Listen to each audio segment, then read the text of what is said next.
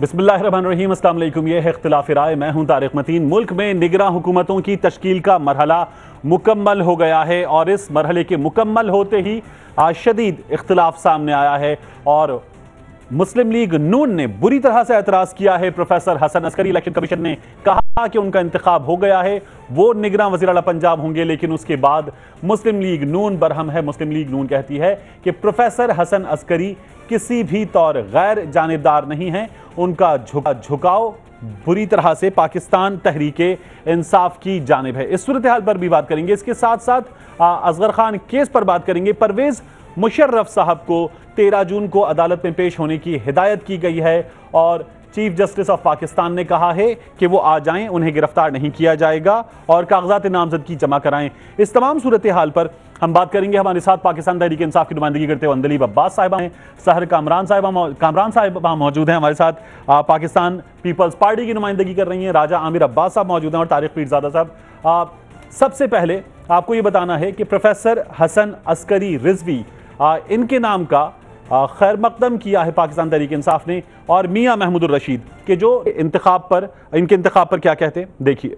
Election commission की तरफ से प्रोफेसर हसन अस्करी को केयर टेकर वज़ीर आला पंजाब बनाने के फैसले का खैर मकदम करते हैं और हम समझते हैं प्रोफेसर हसन अस्करी वो ऐसी शख्सियत हैं जिनका किसी पॉलिटिकल पार्टी से कोई ताल्लुक नहीं और पंजाब के अवाम ये तवक्को रखते हैं कि professor Hasan Askari transparent fair free इंतखाबात कराने में अपना भरपूर किरदार अदा करेंगे। ठीक, राजा आमिर अब्बास साहब, मैं बाकी मेहमानों की तरफ आऊंगा, लेकिन आप जरा कानूनी रहनुमाई फरमा दीजिए हमारी। मुस्लिम लीग नून मुस्तरद करती है इस्लाम को। जब मुस्लिम लीग नून ये कहती है मुस्तरद करते, नून के पास अब ऑप्शन क्या है? जब अपने हाथ में था तब नहीं हो सका मामला हल, अब ऑप्शन क्या है नून लीग के पास? देखिए, जो कानून कहता है, जो आईने पाकिस्तान कहता है, जो इलेक्शन एक्ट 2017 कहता है, ये वाहिद इनके पास इख्तियार था जब इनके पास नाम थे, लीडर ऑफ द हाउस थे, लीडर ऑफ द अपोजिशन थी।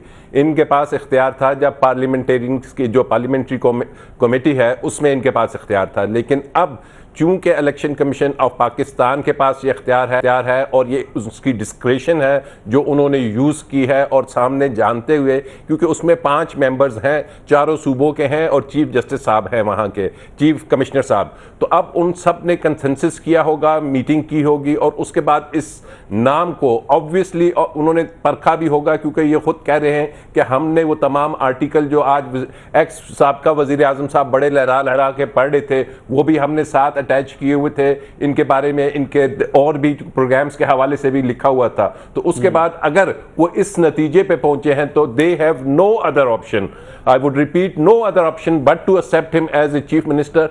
नो अदर ऑप्शन, एग्जैक्टली, कोई ऑप्शन नहीं है। कानून किसी चीज की कोई ऑप्शन नहीं देता, ना ही इलेक्शन कमीशन को भी ये इख्तियार है कि वो अपने फैसले को दोबारा रिव्यू करें या अपने नोटिफिकेशन को चेंज। सहर कामरान साहिबा, ये फरमाइए। मैं अंदलीब साहिबा की तरफ आऊंगा क्योंकि इन पर तो इल्जाम है ना कि इन लोगों की जानिब झुकाव है, टिल्ट है पूरा पीटीआई की तरफ। आपको लगता है कि प्रोफेसर हसन अस्करी एक प्रोफेसर, एक इल्मी शख्सियत, उन पर ये इल्जाम दुरुस्त है? बिस्मिल्लाहिर्रहमानिर्रहीम।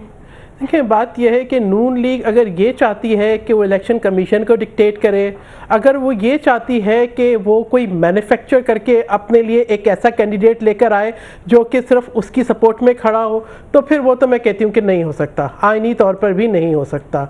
अब आप अपनी नाअहली को तस्लीम करें ना, शहबाज शरीफ साहब अपनी नाअहली को तस्लीम करें, शायद खाकान अब्बासी साहब अपनी नाअहली को तस्लीम करें कि आपके अंदर अहलियत ही नहीं थी कि आप मशावरत के ज़रिए ये फैसला कर सकते।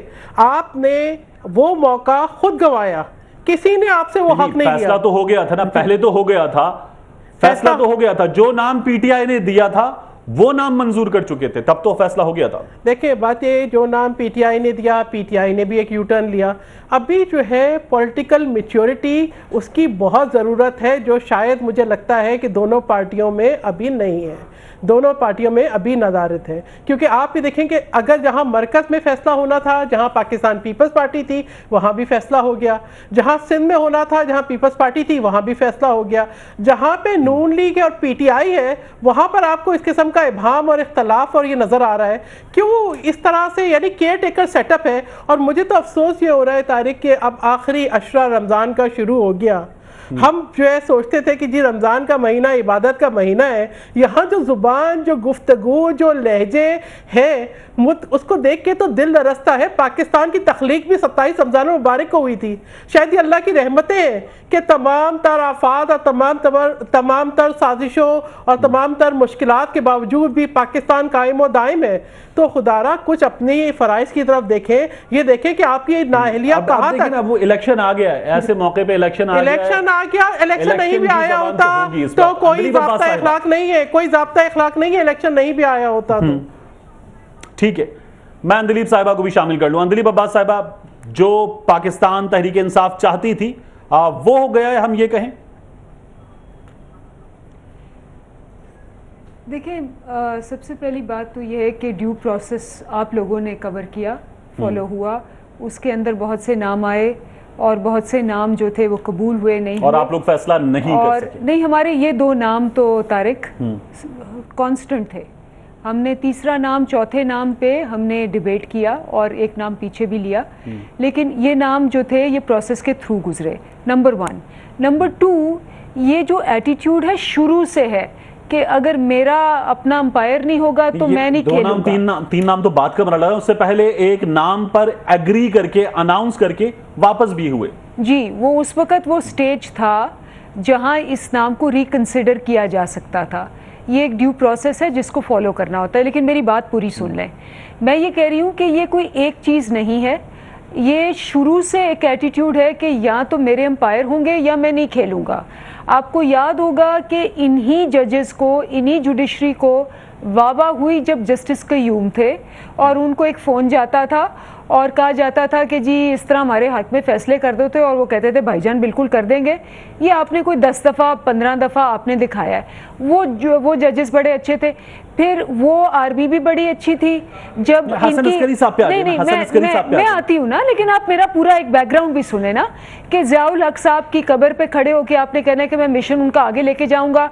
जब वो प्रमोट करते रहे वो अच्छी थी। जिसने आपको कहा है कि आपने अपनी लाइन पे चलना है, जिस अंपायर ने कहा है कि हदूद में चलना है, चाहे वो अपोजिशन हो चाहे कुछ हो, आप उसको मानते नहीं है। अब आ गया यहाँ फैसला। आपको याद है कि जो केयर टेकर गवर्नमेंट में जो निगरान वजीर आजम आए हैं, हमने उनका नाम सजेस्ट नहीं किया हुआ था, लेकिन हमने फिर भी उसको माना। और बहुत सारे लोगों ने हमें कहा कि ये तो आपकी पूरी जुडिशल कमीशन का फैसला, उन्होंने कहा कि जी ये जुडिशल कमीशन में इन्होंने आपको बिल्कुल जो है आपके खिलाफ फैसला दिया, और भी बहुत से इन्होंने नवाज शरीफ के हक में फैसले दिए, तो ये तो बिल्कुल टिल्टेड है। लेकिन हमने कहा नहीं, we will go by what has happened. अब अगर ये जो प्रोफेसर अस्करी हैं, जो वो तो एक इंटेलेक्चुअल स्कॉलर हैं, उनको सब जानते हैं, ना वो किसी पॉलिटिकल पार्टी से हैं, ना उनका ताल्लुक किसी लॉबी से है। ये वो आर्टिकल लिखते हैं नून लीग के खिलाफ, वो आर्टिकल लिखते हैं इलेक्शन के इल्तिवा के हक में, और वो पीटीआई का जो पीटीआई की लाइन है वो मैं इस पे तो आपको बड़ा ज़बरदस्त बताती हूँ। ये बिल्कुल सही कहती नून लीग, अगर आप सिर्फ उनकी तारीफों में आर्टिकल लिखेंगे, आप पीटीवी के चेयरमैन बन जाएंगे कासमी साहब। अगर आप उनके हक में प्रोग्राम करेंगे, आप पीटीवी में और में टॉप एंकर बन जाएंगे। अगर आप उनके हक में बोलेंगे प्रोग्राम्स में, आप कश्मीर में मिनिस्टर बन जाएंगे। लेकिन अगर आप उन पे तनकीद करेंगे कि लोड शेडिंग ख़त्म नहीं हुई, जो कि फैक्ट्स हैं, तो फिर जो भी होगा उसकी खैर नहीं। उसको या तो आप खरीदने की कोशिश करेंगे या धमकाएंगे या उसको आउट कर देंगे। ये पहली दफा का वाकया नहीं है तारिक, ये इनकी हिस्ट्री है 40 साल की।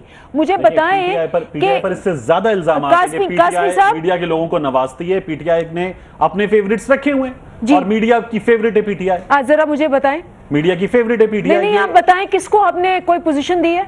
नहीं, पीटीआई पोजीशन देने की पोजीशन में अभी कहां है? तो फिर आप कैसे कह रहे हैं? नहीं, लेकिन पीटीआई ने अपने फेवरेट्स रखे हुए। ये सब मीडिया की फेवरेट पीटीआई मुझे बताएं, सबसे ज्यादा टाइम, सबसे ज्यादा फेवर्स पीटीआई को मिलती हैं। ये इल्जाम पीटीआई मुसलसल इसका सामना कर रही है। Tariq, you have to ask, you can't just make a general statement as an anchor. You give me evidence. मैंने आपको एविडेंस दिया कि जी उन्होंने मुश्ताक मिन्हास को मिनिस्टर लगा दिया, कासमी को उन्होंने वहां लगा दिया।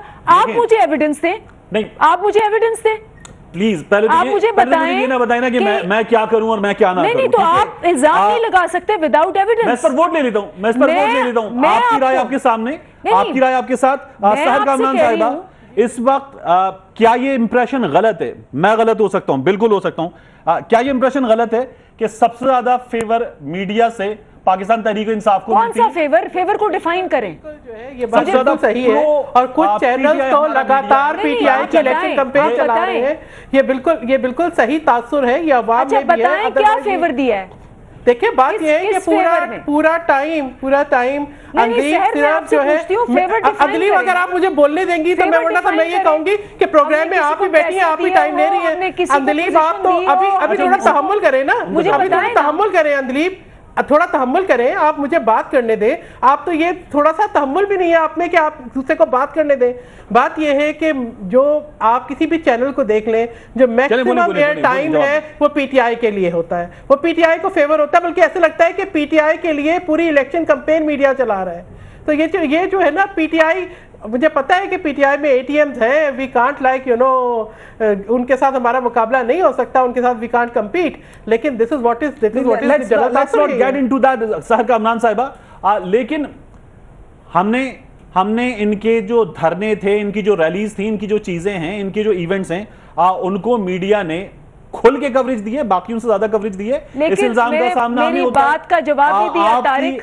You have not replied कि फेवर को डिफाइन बहुत बड़ा मजाक था, जिस तरह से जो है एक प्रोसेस जो कि हो जाना चाहिए था, आप नॉमिनेट करते हैं। केपी में भी आपने चीफ मिनिस्टर नॉमिनेट किया यू टर्न, पंजाब में भी नॉमिनेट किया यू टर्न। अब्बासी साहब ने खड़े होके उन्होंने आर्टिकल्स दिखाए, उन्होंने चीजें दिखाई। नहीं, मीडिया की बात कर रही हूँ। ठीक है ना, आप हमसे खफा हैं कि हम मीडिया को फेवर करते हैं। मीडिया में हम दोबारा बात कर लेंगे। आपने बात की थी, मैं इसलिए कह रहा हूँ। हसन अस्करी साहब, आप बताएं, लिफाफे दिए, आप रिस्पॉन्ड करें ना, आप रिस्पॉन्ड करें। शाहिद खाकान अब्बासी साहब ने आर्टिकल दिखाया, शाहिद खाकान अब्बासी साहब ने आर्टिकल दिखाया, ट्वीट जमा कराए इलेक्शन कमीशन को और कहा है कि उनकी जानिबदारी है पाकिस्तान तहरीक इंसाफ के हक में। उन्होंने पीटीआई के खिलाफ भी लिखा था। वैसे तारिक पीरजादा साहब, मैं उसके बारे में भी जानना चाहूंगा।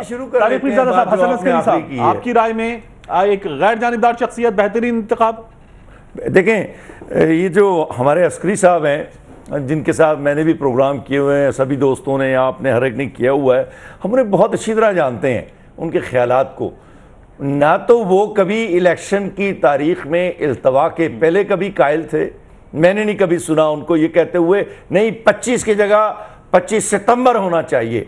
आज साबिक वजीर आज़म पाकिस्तान, जो कि सजा याफ्ता वजीर आज़म नवाज शरीफ के लगाया हुआ एक पौधा खाकान अब्बासी हैं, उन्होंने आज इतना बड़ा झूठ बोला है। जरा मेरी बात सुन लें तारिक मेरी बात सुन लें। न्यूज में लिखा था तारिक साहब, मैं आर्टिकल का हवाला दे रहा हूं आपको। एक मिनट, आप क्या कर रहे हैं? आप ही से जवाब ले रहा हूं, आप ही से जवाब ले रहा हूं। मेरा दिल जाया करके मेरा जवाब लेना चाह रहे हैं। June and July are extremely hot months, the rainy season starts in mid July. तो इसका क्या मतलब है? इसका क्या मतलब है तारिक? न्यूज में लिखा तारिक, दीज आर कंजेक्चर्स, इसका कोई मतलब नहीं है। इसका मतलब यह है कि कुछ लोग कहते हैं कि अगर इलेक्शन आगे हो जाए किसी वजह से चंद दिन तो कोई क़यामत नहीं आ जाएगी। इसका यह मतलब नहीं है कि इनका साजिशी ज़हन है और ये इलेक्शन को मुलतवी करने के हक में वजीर आज़म पाकिस्तान ने मां के पेट से इस तरह झूठ बोलता हुआ आदमी मैंने देखा ही नहीं है। उसने बिल्कुल भी नहीं कहा। और ये खाकान अब्बासी एक इंतहाई झूठा आदमी है, कज़्ज़ाब है। तारिक पीरजादा साहब नहीं, तारिक पीरजादा साहब वो और करप्ट है। इसके खिलाफ जो अभी नैब में तहकीकात शुरू हुई है शेख रशीद के कहने पे, जरा उस पर गौर करें थोड़ा। सर आप कहीं और लेकर जा रहे हैं। तारिक पीरजादा साहब, आप कहीं और लेकर जा रहे हैं, आप कहीं और लेकर जा रहे हैं। और ये जो आपने साथ में अल्फाज इस्तेमाल किए, ये एडजेक्टिव्स नहीं होने चाहिए। एक क्यों नहीं होने चाहिए? झूठा तो झूठा होता है तारिक। हमने ये बात कर ली। तारिक, अगर मैं आपके प्रोग्राम में बैठकर झूठ बोलूंगा ना, तो ये राजा आमिर साहब जहां पे बैठी है सर, इनका हक है कि मुझे झूठा कहें। वैसे मैं तारिक एक बात बोलूं कि अगर कोई भी शख्स जिसको शऊर होगा, जो सोच, वो जरूर आपको मौसम को जरूर सामने रखेगा। मैं आपको बताऊं, बेनज़ीर भुट्टो साहिबा ने जब वापसी का अपने सफर का इरादा किया तो हम डिस्कस कर रहे थे, उन्होंने कहा कि वापस जाना है। तो मैंने उनसे पूछा कि अगले महीने जुलाई एंड अगस्त में, तो उन्होंने कहा July and August are the monsoon seasons, so that is not the right time. तो मैंने कहा बीबी सितंबर में, उन्होंने कहा सितंबर में रमजान है। तो ये देखें, अगर जो एक लीडर होता है जिसका विजन होता है वो हर चीज को, हर पहलू को सामने रखता है। अब ये एक आईनी कथन है कि इंतखाबात की तारीख ऐसे वक्त में आ गई, लेकिन अगर कोई तज्जिया निगार इस पर अपने ख्यालात का इजहार करता है तो उस तज्जिया निगार के ख्यालात का इजहार करने से जमीनी हकाइक नहीं बदलेंगे, जमीनी हकाइक वही रहेंगे जो है। तो इस लिहाज से तो मैं उनका जो एतराज है वो मुस्तरद करती हूँ। और दूसरा मैं कहूँगी थोड़ा सा हमें अब समझदारी की जरूरत है कि अगर आप वाकई चाहते हैं कि इलेक्शन टाइम पे हो, अगर आप समझते हैं कि आपके यही खदशात हैं, तो फिर थोड़ा सा मैच्योरिटी का मुजाहिरा करें, फिर थोड़ा सा तहम्मुल का मुजाहिरा करें, फिर थोड़ी सी टॉलरेंस दिखाएं, फिर थोड़ा सा अपना सियासी कद बढ़ाएं। फिर ये ना करें कि आप खुद ही कोई ना कोई एक नया इशू बनाएं। यही डीलिमिटेशन का इशू भी पीएमएलएन का खड़ा किया हुआ है, यही जो है सेंसस का इशू भी पीएमएलएन का खड़ा किया हुआ है, ये नॉमिनेशन पेपर्स का इशू भी पीएमएलएन का खड़ा किया हुआ है। मेरा एक नुक्ता है छोटा सा कि अंदलीब अब्बास साहिबा को, उम्मीदवारों को, सियासी जमातों को कैंपेन चलानी है, मुल्क भर में जाना है, लोगों को निकालना है, उनके लिए ये काम बहुत मुश्किल है। वो तैयार हैं जुलाई पर, वो 25 जुलाई पर आप मुतनाज़ा बना रहे हैं तारीख। एतराज जो है, अस्करी साहब ने ये नहीं कहा जो आप कह रहे हैं। अस्करी साहब ने बिल्कुल नहीं कहा, मैं उनका नुमाइंदा नहीं हूं, मैं उनकी आधी से ज्यादा बातों से, उनके तस्जियों से इख्तलाफ रखता हूं, बैनुल अक़वामी मामलात में भी और अंदरूनी मामलात में। उन्होंने बिल्कुल नहीं कहा ये साबका वज़ीर आज़म पाकिस्तान खाकान अब्बासी 150% झूठ बोल रहा है।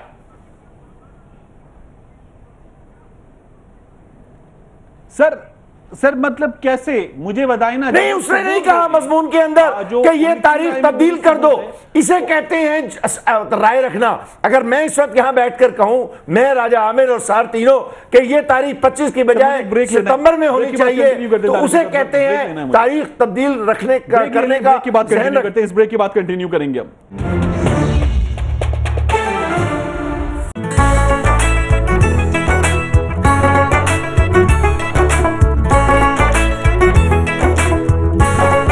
कर 3 मिनट पर सिर्फ 24 न्यूज HD पर।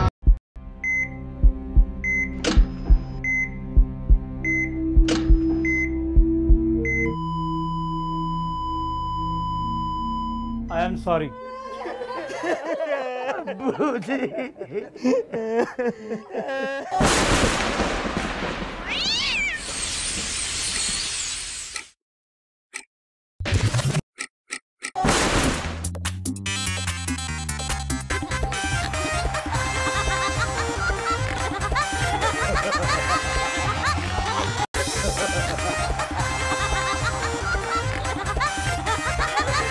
बहुत जल्द मचने वाली है 24 न्यूज की स्क्रीन पर अफरा जफरी।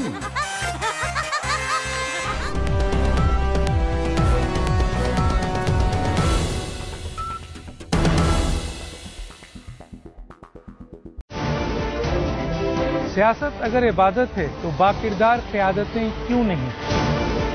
जमहूरियत अगर बेहतरीन निज़ाम हुकूमत है तो फिर अवाम तक समारात क्यों नहीं पहुँचती? इंसाफ, आइन और कानून की अमलदारी में कौन लोग रुकावट हैं?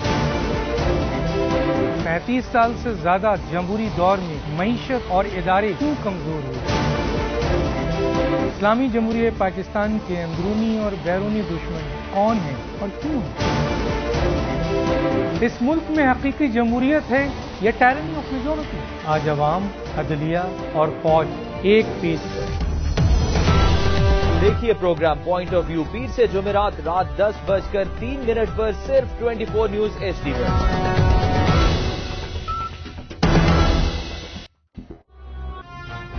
मत बोलो मैं पाकिस्तान का अगला वजीर आज़म हूं। बेटे चुप हो जाओ, इसमें रोने वाली क्या बात है? पापा, जेठी वालों ने बहुत मुश्किल सवाल पूछे थे मुझसे। नवाज शरीफ हमारे सोनिया, मैं हूँ आपकी होस्ट शहजादी एसएचओ। के बाद मैं जब भी दूरबीन से देखता हूँ मुझे साजिश नजर आती है। आजा दो कौन आजा फ्रॉड।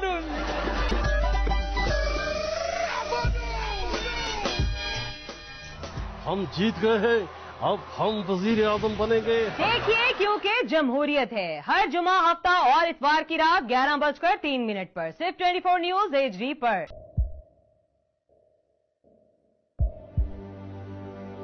आवाजों के शोर में मकासद गुम हो जाते हैं।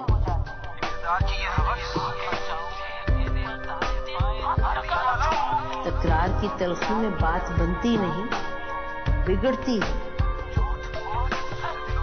लेकिन हम तलखी से नहीं, मुकालमे से बात बढ़ाएंगे। हम हर अहम खबर की तह तक पहुंचेंगे, लेकिन सबूत की रोशनी। हम हर बात करेंगे, लेकिन हकायक के साथ और दलाइल के साथ। नसीम जहरा 8 में देखिए प्रोग्राम नसीम जहरा 8 जुमे से इतवार रात 8:03 पर सिर्फ 24 न्यूज HD पर।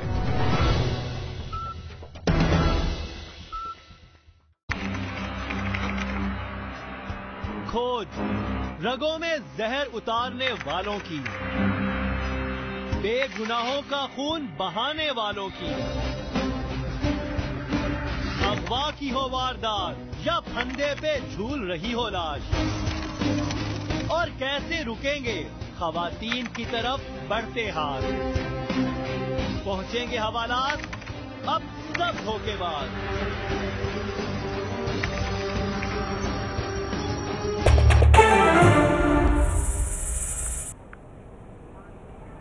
वेलकम बैक टू इख्तिलाफ राय। अंदरीब अब्बास साहिबा, आप प्रोफेसर हसन अस्करी मुबारक हो, अच्छी बात है। और अब ये नून लीग के पास कोई ऑप्शन भी नहीं है। आप क्या एक्सपेक्ट करती हैं उनसे? और ये सबसे बड़ा सूबा, सबसे ज्यादा स्टेक्स यहीं पर इन्वॉल्व हैं। पिछली बार भी खान साहब का फोकस इसीलिए पंजाब था मुसलसल। देखिए, इसमें जो सबसे बड़ी बात है वो ये है कि सबने जमातों ने कहा है कि इलेक्शन टाइम पे होनी चाहिए, बल्कि आप हमें कह रहे हैं, हमें तो आप क्रिटिसाइज़ करते रहे हैं जब हम कहते थे कि जी इलेक्शन जल्दी हो कि जी ये क्यों कह रहे हैं जल्दी हो। तो अब वो इलेक्शंस हो रहे हैं टाइम पे, तो होने दें। और मेरा ख्याल है ये जुडिशरी ने भी यही कहा है, बाकी सब ने भी कहा है, इलेक्शंस टाइम पे होंगे। वेदर ऑफ कोर्स एक, लेकिन साहब का खत भी भूल जाते हैं। लेकिन ओपिनियन जो है ना, ओपिनियन डिफर हो सकते हैं। फॉर एग्जांपल ये सहर ठीक कह रही हैं, बहुत से लोगों ने हमारी अपनी पार्टी में और दूसरी पार्टीज में, और बहुत से लोगों ने ये कहा कि जी ये ईद साहब ने खत लिखा, ईद के फौरन बाद खटक साहब के खत पे मैं आती हूँ, अगर आप जंप ना करें उस पर और मुझे एक्सप्लेन करने दें। तो बहुत से लोगों ने कहा कि ईद ख़त्म होते, आपको पता है 1 हफ्ता बाद नहीं लोग आते, तो बहुत से लोगों ने ये कहा कि ये जो टाइम होगा कैंपेन का, ये बहुत स्क्वॉश हो जाएगा, बिकॉज ऑब्वियसली रमज़ान में तो इतना कुछ भी नहीं होता, एक्टिविटी नहीं होती, पॉलिटिकल एक्टिविटी।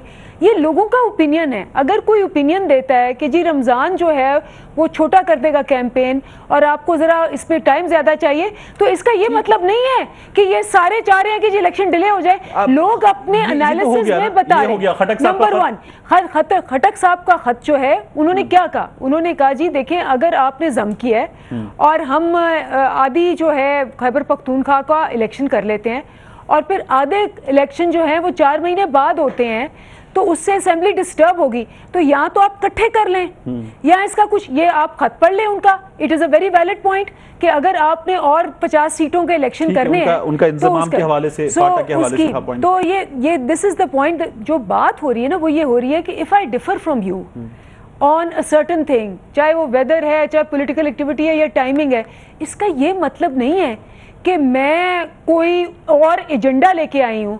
मेरा अपनी पार्टी के साथ बहुत सी चीज़ों पे बहुत इख्तलाफ होता है और मैं उसको इजहार करती हूँ। इसका ये मतलब नहीं है कि मैं अपनी पार्टी पॉइंट ऑफ व्यू को आगे नहीं करूँगी, लेकिन इख्तलाफ राय रखना हर एनालिस्ट का जॉब है। और मैं जर्नलिस्ट हूँ, आप को पता है कि मैं 15 साल से लिख रही हूँ और मैंने हर चीज़ पे, जिसके अंदर ये पानी का मसला जो है, उस पर मैंने अपनी पार्टी को भी ये कहा है। आप मेरे आर्टिकल्स पढ़ लें, मैंने कहा है कि अगर ये पहली 3 प्रायोरिटीज में नहीं आएगा, जो भी गवर्नमेंट आएगी including PTI, it will not be able to sustain itself. Raja Amir Abbas sahab, sir इंतखाबात 25 जुलाई से आगे नहीं बढ़ेंगे, ये तो तय हो गया, ये चीफ जस्टिस ने तय कर दिया। मुझे बताइए, बैरून मुल्क पाकिस्तानियों का मामला, आज भी ये कहा गया है कि नहीं हो पाएगा इस बार। पिछली बार भी 2013 में डिस्कस हो रहा था बैरून मुल्क पाकिस्तानियों का मामला, अब भी नहीं हुआ। हम उन्हें ये वोट का हक क्यों नहीं दे रहे, कब देंगे? और अब भी बहुत काम करने की जरूरत है, 2013 में भी बहुत काम करने की जरूरत थी, ये कब होगा? ये ख्वाब कब पूरा होगा? असल में अनफॉर्चुनेटली बहुत सा काम जो पार्लियामेंट ने करना था, जिसमें लेजिस्लेशन होती है, 5 साल इनके पास थे, उससे पहले 5 साल दूसरी गवर्नमेंट थी, ये तमाम चीज़ें पार्लियामेंट के ज़रिए लेजिस्लेशन होनी थी, उसके ज़रिए कानून साजी होनी थी, उसके ज़रिए ये बिल्स आने थे, वहाँ पे इसने टेबल होकर डिस्कशन होनी थी और उसके बाद एक हमारे सामने एक कानून की शक्ल में आ जाता है। लेकिन 5 साल तक ये पार्टीज जो सी हैं ऐसी तरमीम तो ले आई कि जनाब एक नाअहल शख्स को 1-2 दिन में आपने बिल ले आए और आपने कहा कि जी 203 में अमेंडमेंट करें और एक नाअहल शख्स पार्टी की सदारत कर सकता है। लेकिन बैरून मुल्क जो इतने लाखों पाकिस्तानी हैं उनके बारे में किसी ने सोचा तक नहीं। शायद इनको अब ये खतरा होता है कि ये बैरून मुल्क जो सा टिल्ट है, ये टिल्ट पता नहीं किस ऐसे पार्लियामेंटेरियन की तरफ होगा या किसी ऐसे तरह, क्योंकि वो लोग तो जो बाहर बैठे हैं वो वोट ऐसे नहीं देंगे कि कीमा वाली नान पे या उस पे, वो लोग तो वोट देंगे परफॉर्मेंस को देख के, वो लोग वोट देंगे वहाँ के अपने सिस्टम को देखेंगे कि वहाँ का पार्लिमानी सिस्टम जहाँ पे वो बैरून मुल्क रहते हैं कि वो लोग क्या डिलीवर करते हैं और क्या डिलीवर करने की उनमें कैपेसिटी है, इन चीज़ों को देख के उन्होंने वोट देना है। और हमारे पार्लियामेंटेरियंस को जब ये चीज़ें आती है कि अगर एक यूके में बैठा हुआ शख्स है तो वो हतमन देखेगा कि जनाब जैसे वो सादिक वहाँ का मेयर अपॉइंट होता है और इस वक्त वो आपके अपकमिंग इलेक्शंस यूके का प्राइम मिनिस्टर का कैंडिडेट बन रहा है, तो वो परफॉर्मेंस बेस्ड लोगों को लेके आएंगे। तो ये वजह है कि इन्होंने कहा जी उसको छोड़ो, इधर एक रोड बनाओ, इतने वोट आपको यहाँ से मिल जाएंगे। आपसे मैं इस डिस्कशन को दोबारा इस मौजू पर भी आगे बढ़ाना चाहता हूँ। Asghar Khan case, chief justice ने तमाम डिटेल्स पूछी और अब ये केस जो है इस पर मामला आगे बढ़ रहा है। हामिद मीर साहब ने एक बहुत खूबसूरत कॉलम आज के अखबार में लिखा, बचत का कोई रास्ता नहीं। इस केस में एक बार फिर अदालत में वो तमाम डिटेल्स पढ़ी गई हैं और बताया गया कि किसने कितने पैसे किस तरह से लिए। और हम अपने नाज़रीन को अगर बताएं, इस वक्त देख भी रहे होंगे, वो अटॉर्नी जनरल ने नाम पढ़े, मियां नवाज शरीफ का नाम 35 लाख रुपए, लेफ्टिनेंट जनरल रिटायर्ड जिन्होंने मीडिया को देने के लिए पैसे लिए थे जनरल रफाकत, इन्होंने 56 लाख रुपए, जमात इस्लामी ने 50 लाख रुपए, बेगम आबिदा हुसैन ने 10 लाख रुपए, मरहूम गुलाम मुस्तफ़ा जतोई 50 लाख रुपए, जाम सादिक मरहूम 50 लाख रुपए, मोहम्मद खान जुनेजो साहब 25 लाख, अल्ताफ कुरैशी साहब 5 लाख, मरहूम पीर पगाड़ा साहब 20 लाख, मीर जफरुल्लाह खान जमारी पाकिस्तान तहरीक इंसाफ में आज आ गए 40 लाख, असद दुरानी साहब और मिर्जा असलम बेग साहब को चीफ जस्टिस ने कहा कि आपका फैसला आर्मी एक्ट के तहत GHQ करेगा। सर बरसों से चलता हुआ आ रहा है ये मामला। हम बात कर रहे हैं ओवरसीज पाकिस्तानियों की, असगर खान साहब उनका केस, फिर उसके बाद 2012 का फैसला और अब भी मामला हमारे सामने। सर अब जब ये लिखा जा रहा है बचत का कोई रास्ता नहीं, आपको लगता है बचत का कोई रास्ता नहीं है? देखिए अब इसमें भी ये 2012 में चले, इतना डिकेड्स के बाद एक फैसला हो गया, 2012 में फैसला हो गया, उन्होंने कह दिया है कि जी ये जाइए इसको इन्वेस्टिगेट करिए अकॉर्डिंग टू लॉ।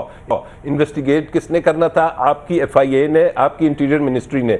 4 साल तक वो इसको दबा के बैठे रहे और आखिर में आके जब सुप्रीम कोर्ट ने पूछा बताइए आपने वो हमारी जजमेंट की इम्प्लीमेंटेशन, अब सुप्रीम कोर्ट पाबंद है कि अपनी जजमेंट्स की इम्प्लीमेंटेशन कराए, तो जब उसके लिए उन्होंने उनसे बुला के पूछा तब ये चीज़ें सामने आई और तब वो अब बयानात लेने शुरू किए। आज भी आप देखिए कि दोबारा तारीख ले ली गई, ये नोटिस थे कि आप लोग इन पर्सन आज हाजिर हो जाए, तो उन्होंने कहा नहीं जी आज तो नहीं आ सकते, 8 दिन मजीद चाहिए। और मियाँ साहब की ये वकील ने उन्होंने कहा जी बेशक मियाँ साहब ना आए, उनके वकील आ जाएं, आप इसका एक जवाब दे दें, ये जवाब रिकॉर्ड पे आ जाए, इसको देख लीजिए कि अभी तक तो ये एलिगेशन सर कामरान साहिबा अभी ये एलिगेशंस हैं, ये एलिगेशन। सर कामरान साहिबा आपकी जमात ही विक्टिम थी, जो कुछ किया गया था IGI बनाकर आपकी जमात ही इसकी मुतासिर हुई थी इससे, और वहीं पर 106 नशिस्तें गालिबन जीती थी इस इत्तेहाद ने और पैसे देकर यह बनाया गया था। खुर्शीद शाह साहब को भी बुला लिया गया अदालत में और फिर बताया गया कि नहीं गलती से उनका नाम जो लोग बुलाए गए हैं उनमें शामिल किया गया, उन्होंने अपने वकील को भेजा था। आपको क्या उम्मीद है इससे? और मियां नवाज शरीफ साहब इस वक्त मुख्तलिफ मुकदमात में हैं सामने कानून के, एक और मुकदमा तैयार है उनके लिए, एक और मुकदमा। अच्छा ब्रेक के बाद इस पर आपसे टेक लूंगा, मुझे एक ब्रेक लेना है, ब्रेक के बाद आपसे बात करते हैं। अब पूरा हफ्ता करें downloading, social networking, streaming, video calling और बहुत कुछ, क्योंकि हम करेंगे इंकशाफ।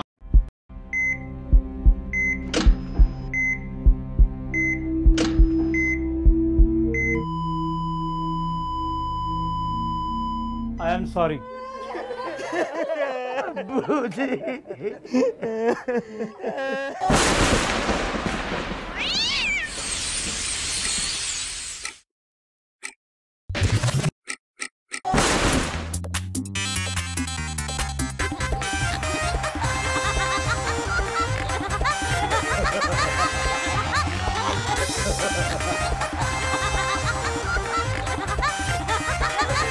बहुत जल्द मचने वाली है 24 न्यूज की स्क्रीन पर अफरा जफरी।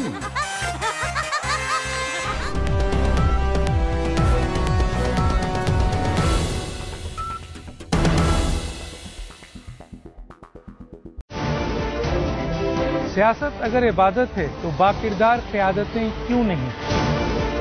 जमहूरियत अगर बेहतरीन निज़ाम हुकूमत है तो फिर अवाम तक समारात क्यों नहीं पहुँचती? इंसाफ, आइन और कानून की अमलदारी में कौन लोग रुकावट हैं?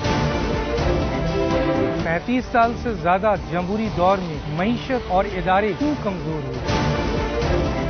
इस्लामी जमहूरियत पाकिस्तान के अंदरूनी और बैरूनी दुश्मन कौन हैं और क्यों हैं? इस मुल्क में हकीकी जमहूरियत है या टायरनी ऑफ मेजॉरिटी? आज अवाम, अदलिया और फौज एक पेज पर। देखिए प्रोग्राम पॉइंट ऑफ व्यू पीर से जुमेरात रात 10:03 पर सिर्फ 24 न्यूज HD पर।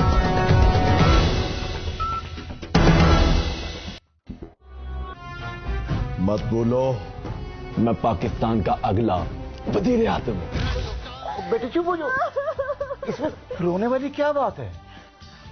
पापा, जेडी वालों ने बहुत मुश्किल सवाल पूछे थे मुझसे।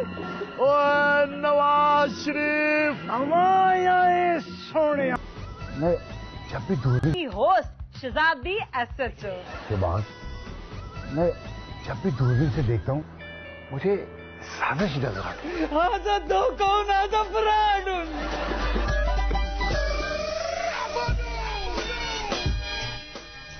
हम जीत गए हैं, अब हम वजीर आजम बनेंगे। देखिए क्योंकि जमहूरियत है, हर जुमा, हफ्ता और इतवार की रात 11:03 पर सिर्फ 24 न्यूज HD पर।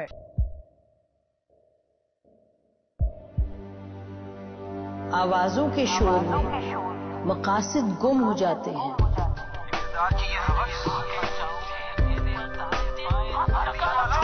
तकरार की तलखी में बात बनती नहीं, बिगड़ती है।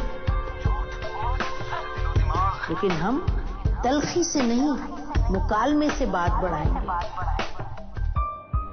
हम हर अहम खबर की तह तक पहुंचेंगे, लेकिन सबूत की रोशनी।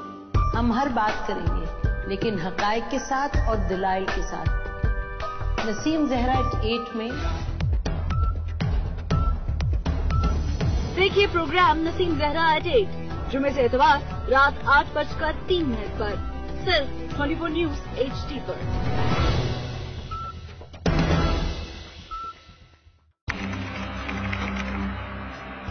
खोज रगों में जहर उतारने वालों की, बेगुनाहों का खून बहाने वालों की। अगवा की हो वारदात या फंदे पे झूल रही हो लाश, और कैसे रुकेंगे खवातीन की तरफ बढ़ते हाथ। पहुंचेंगे हवालात अब सब धोखेबाज।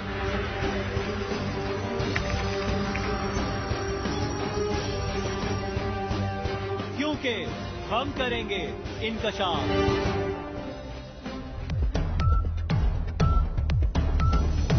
देखिए प्रोग्राम इंकशाफ हफ्ता और एतवार की रात 10:03 पर सिर्फ 24 न्यूज। मैंडेट चोरी करने वाले क्या सादिक और अमीन है? क्या ये हकाइक सामने आने के बाद वो किस मुंह से कहते हैं कि वोट को इज्जत दो? यानी आपने इलेक्शन चुराया, आज आप बात करते हैं खलाई मखलूक की, तो आप क्या जादुई मखलूक?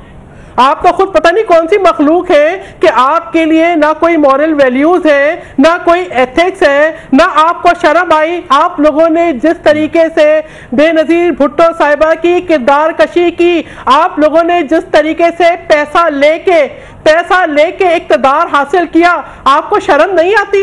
अगर कहीं ये और कोई होता ना सिविलाइज मुल्क, तो मैं ही समझती हूँ कि ये दोबारा कभी इलेक्शन लड़ने के अहल नहीं होते। अब ये फैसला होना चाहिए है, अब ये फैसला होना चाहिए। अब अपने आप को आईने के सामने खड़े होकर देखें, अपने क्लिप्स निकाल कर देखें, अपने जो हकायक है उनको देखें, उनको परखें और उनको बताएं कि क्या आप सादिक और अमीन हैं।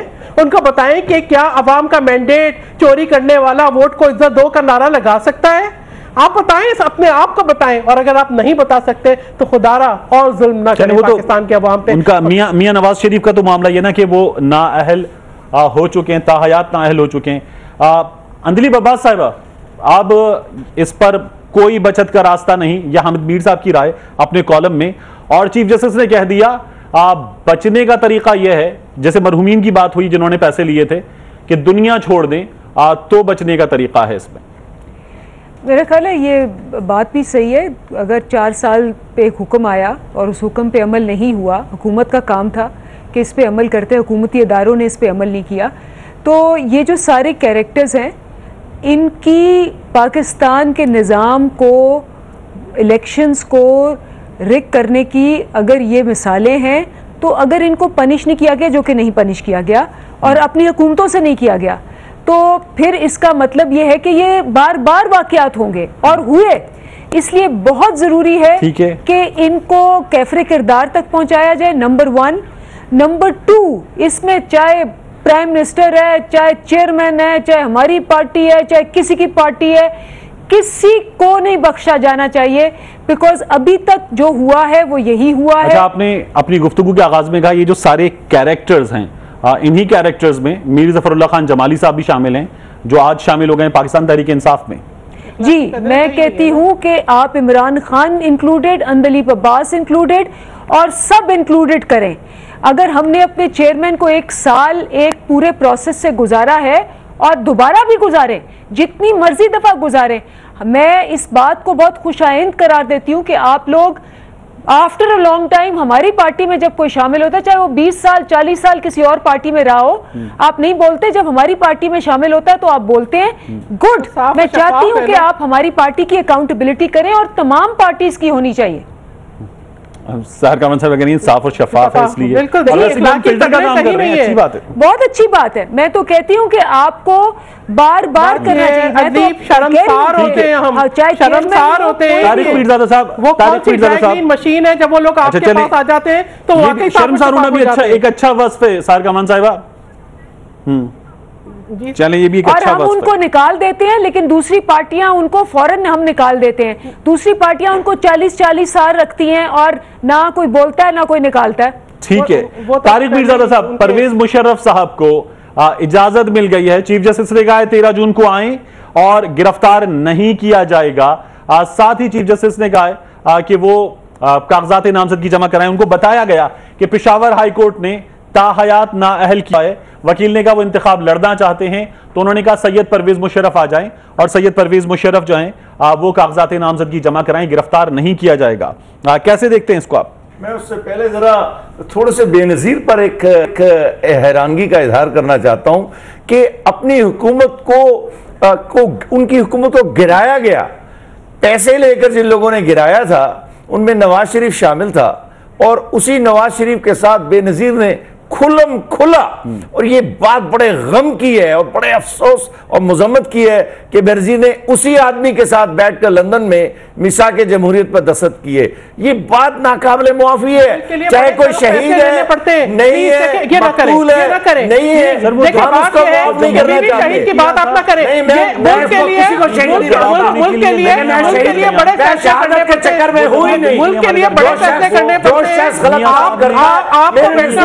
आपको अपने मुल्क के इस्तेकाम के लिए बड़े फैसले करने पड़ते हैं। उन्होंने बड़ा फैसला किया, जमहूरियत, तारिक पीरज़ादा साहब, ये जमहूरियत, तारिक पीरज़ादा साहब,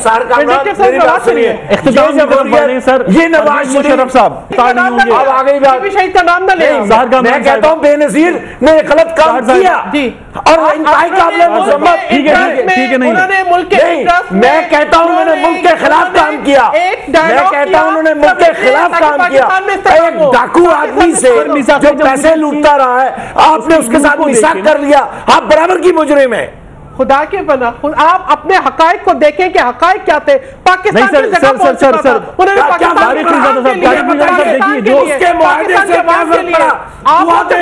सर जो गुजर चुकी आप वो जवाब देने के लिए दस्तयाब नहीं है, ये ना करें। आप लोग रिक्वेस्ट हुकूमत दे के गया जिसके हम खिलाफ। सर बीबी रिक्वेस्ट, हम एक ब्रेक ले रहे हैं, ब्रेक के बाद वापस आएंगे। ब्रेक ले लीजिए, ब्रेक के बाद वापस कंटिन्यू करेंगे। अब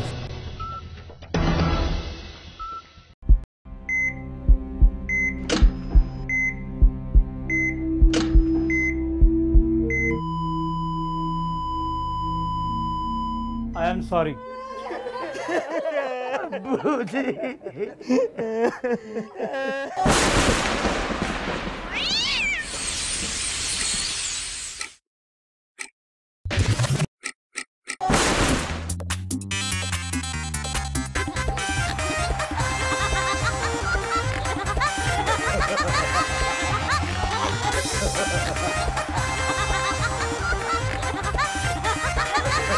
बहुत जल्द मचने वाली है 24 न्यूज की स्क्रीन पर अफरा जफरी।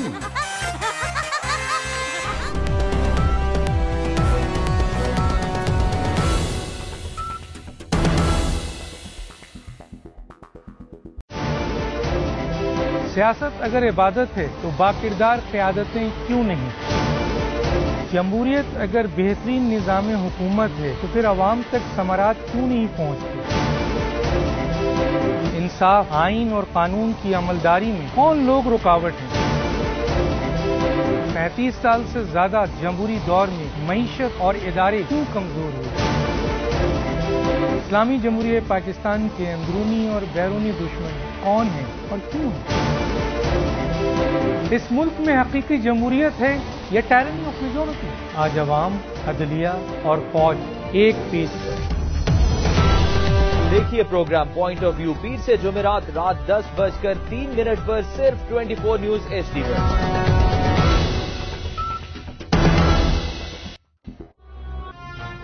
मत बोलो, मैं पाकिस्तान का अगला वजीर आज़म हूं। बेटे चुप हो जाओ, इसमें रोने वाली क्या बात है? पापा, जी वालों ने बहुत मुश्किल सवाल पूछे थे मुझसे। ओए नवाज शरीफ, हमारे सोनिया। मैं हूँ आपकी होस्ट शहजादी SHO। के बाद मैं जब भी दूरबीन से देखता हूँ मुझे साजिश नजर आती है। आजा दो कौन, आजा फ्रॉड।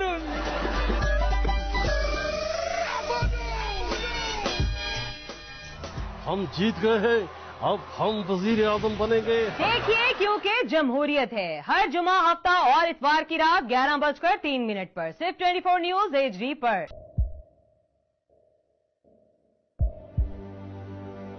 आवाजों के शोर में मकासद गुम हो जाते हैं।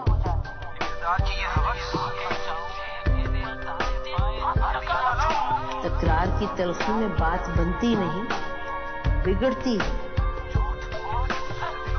लेकिन हम तलखी से नहीं, मुकालमे से बात बढ़ाएंगे। हम हर अहम खबर की तह तक पहुंचेंगे, लेकिन सबूत की रोशनी। हम हर बात करेंगे, लेकिन हकायक के साथ और दलाइल के साथ। नसीम जहरा 8 में। देखिए प्रोग्राम नसीम जहरा 8 जुमे से इतवार रात 8:03 पर सिर्फ 24 न्यूज HD पर।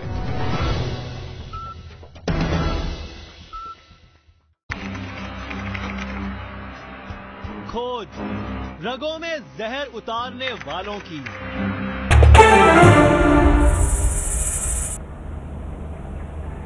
वेलकम बैक टू इख्तिलाफी राय। तारिक मीरजादा साहब, मुशर्रफ साहब, परवेज मुशर्रफ साहब, कैसे देखते हैं आप? अदालत ने कहा वापस आए। मैं आपको एक दानादाराना जवाब देता हूं मुशर्रफ के मुतालिक। मेरे नज़दीक पाकिस्तान के बिल्कुल मुफाद में नहीं है कि ये आदमी कभी दोबारा पाकिस्तान में आए। अगर अदालत इसको बुलाना चाहती है तो किसी मुकदमे के सिलसिले में तो बुलाए, लेकिन ये जो इजाज़त दी गई है एक मुजरिम को, मेरे नज़दीक वो मुजरिम ही है, लेकिन अगर आप उसे अभी मुलजिम ही कहना चाहते हैं तो कहते रहे। गद्दारी का मुकदमा है, कहीं कुछ है कहीं कुछ है। उसको तो कभी भी ये ढील न दें आप कि इलेक्शन में शिरकत की इजाजत दे दें। तमाम कातिलों को, तमाम डाकुओं को शिरकत की इजाजत दे दें यार, जो जेल में बैठे हुए हैं। फिर और क्या, कानूनी माहिर की राय जानना चाहेंगे सर। जी दे दें। राजा आमिर अब्बास साहब, देखिए, अब बात यह है कि इनको लाना किसका काम था? इनको लाना काम था, गवर्नमेंट का काम था। गवर्नमेंट अब इस पे भी दोबारा फेल हुई, जो गुज़श्ता गवर्नमेंट थी, कि इस एक शख्स जो इस मुल्क की अदालतों से मफरूर है उसे लेके आई। अब इनडायरेक्टली कोर्ट उसको बुला रही है कि अगर तुमको इलेक्शन लड़ने का शौक है तो पहले जाके अपनी कोर्ट में हाजिरियां दो, अपनी लीगल केसेस खत्म करो, और उसके बाद ऑब्वियसली कानून उसको इजाजत देता है कि जब तक वो कॉन्विक्ट नहीं हुआ है, कि सजा याफ्ता नहीं है, तो वो इस मुल्क में जो आपके आईनी आपकी एक एसोसिएशन की वो है उसमें आ सकता है, पार्टी भी बना सकता है, राइट टू वोट भी है और राइट टू बी इलेक्टेड भी है। तो वो आके अपने कानूनी जितने भी ये उसके साथ प्रॉब्लम्स है उसको सेटल करे। अदालतें उसको बरी करती हैं, बरी हो जाए, अदालतें उसको टांगती हैं, टांग दे। सहर साहिबा और अंदलीब साहिबा की भी राय ले लूं। फाइनल राउंड है, 9 तारीख है। 9 तारीख के बाद एहतिसाब अदालत के पास कितना मौका होगा, क्या होगा, और फैसला हम कब तक एक्सपेक्ट करेंगे?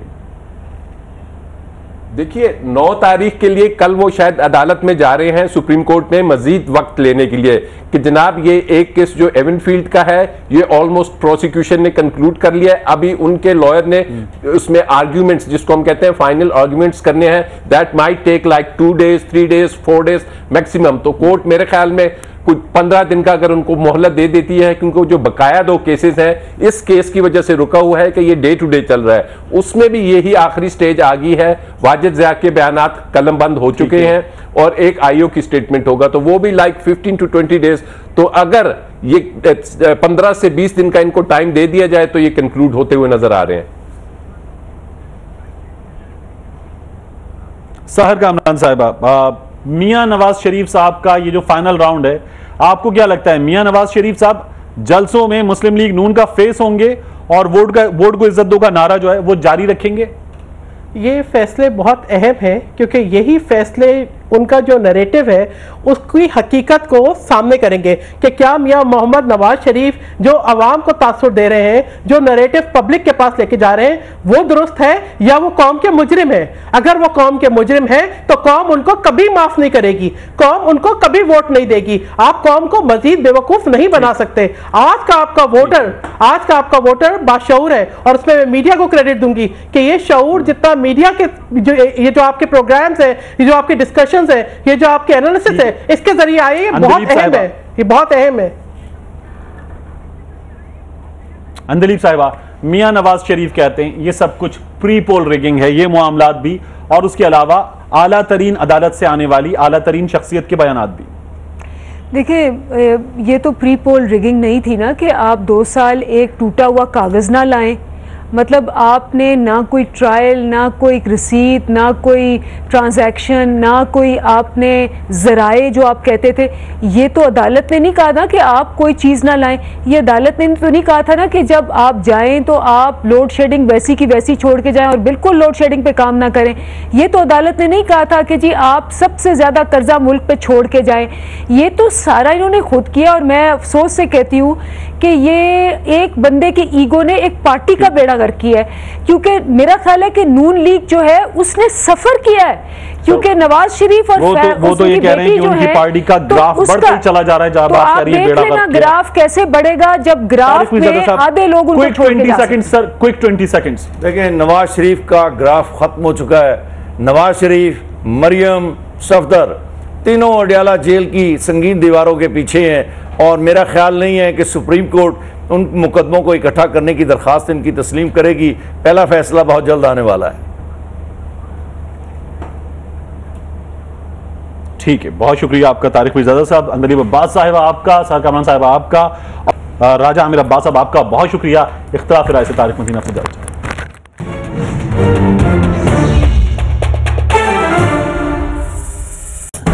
बाखबर 24 घंटे। कराची और